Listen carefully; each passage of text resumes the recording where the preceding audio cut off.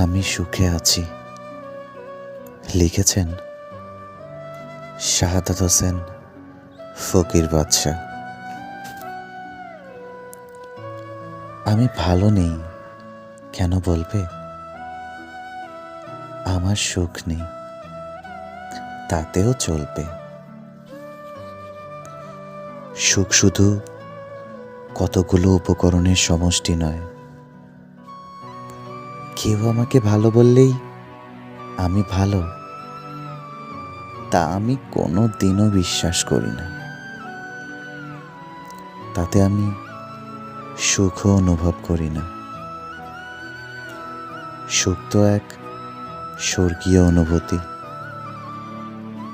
তা শুধু আমার ভেতরেই সৃষ্টি হয়। অন্য কারোর থেকে সুখ শান্তি পেয়ে সুখী মানুষ হওয়া, সেটা কি আদৌ সুখ? আমার সুখ শান্তি তা অন্যের হাতে নির্ভর হবে কেন?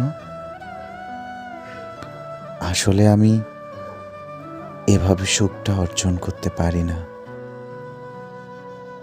আমার সুখ শান্তি দুঃখ কষ্ট সবটাই আমার সৃষ্টি, যা শুধু আমার মধ্যে সৃষ্টি হয়।